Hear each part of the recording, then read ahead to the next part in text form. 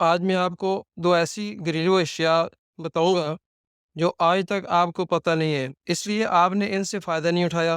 اور بڑے بڑے حکیم ایسی سادہ اشیاء نہیں بتاتے جن کو استعمال کر کے عام آدمی فائدہ حاصل کر سکے، بلکہ وہ یہ چاہتے ہیں کہ آپ ان کی بنی ہوئی ادویات ہی استعمال کریں اور اپنی دولت لوٹائیں۔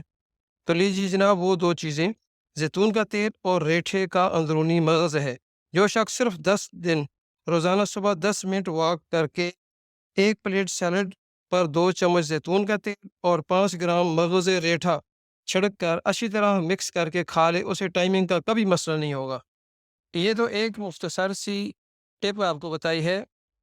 مردانہ بیماریوں میں بہت سی ایسی بیماریاں ہیں جن کا باقاعدہ چیک اپ کے بعد مخصوص ادویات سے علاج کرانا ضروری ہوتا ہے، ورنہ وقت گزرنے کے ساتھ ساتھ جوانی ڈھلنے کے ساتھ مخصوص اعضائے رئیسہ کمزور ہو جاتے ہیں اور بندہ وظیفہ زوجیت ادا کرنے کے قابل نہیں رہتا۔